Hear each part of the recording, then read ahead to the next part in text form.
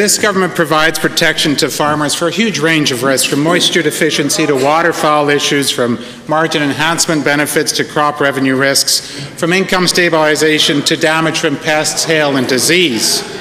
My question is to the Minister of Children's Services. Will the Minister urge this government to offer at least one dedicated program for hungry school children? The Honourable Minister.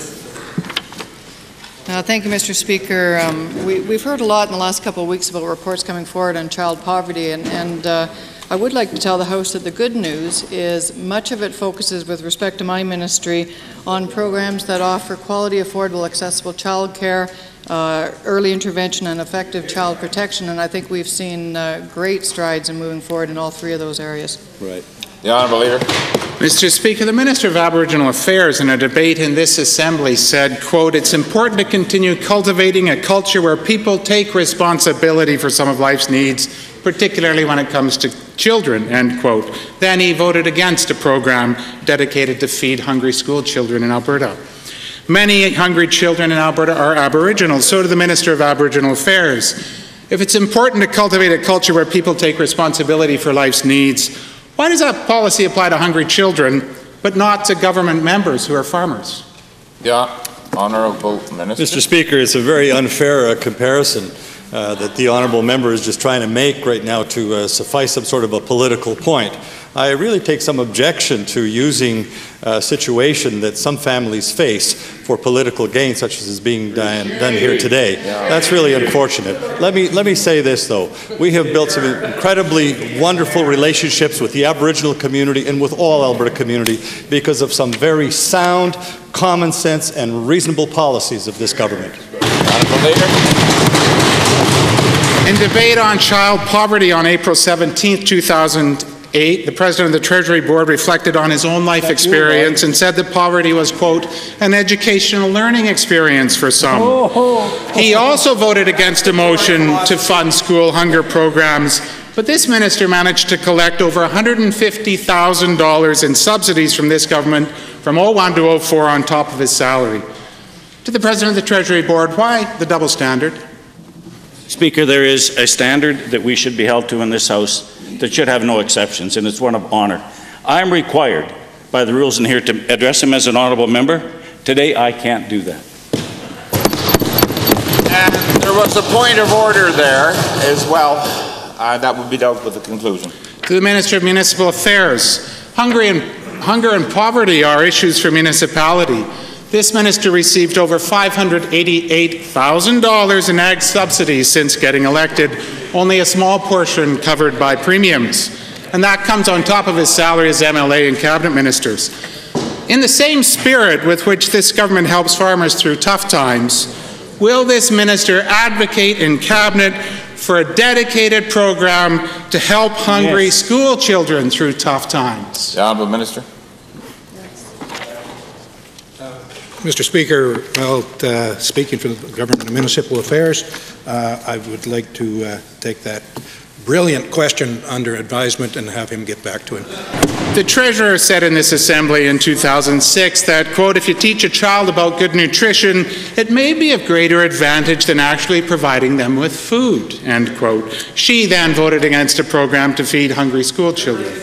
To the Treasurer, in the same spirit with which the Alberta Treasury has paid out over $2 million in subsidies to government MLAs and cabinet ministers in recent years, will she reconsider her position and advocate in cabinet for a program that feeds hungry children? The Honourable Minister of Finance. Mr. Speaker, the programs that are in child and youth services have been addressed by the minister responsible. There are a number of programs. The honourable member well knows that hungry school children in this city and other cities, dependent upon arrangements between the children's authorities, the school boards and the health authorities, often subscribe dollars to those programs in cooperation with other community partnerships. Mr. Speaker, what's most offensive today indeed is that the opposition would tar and feather this group on this side of the House as if we have not caring for children, and there's more dollars in this budget supporting people who need income supports, hungry children, than there is in any other budget in Canada.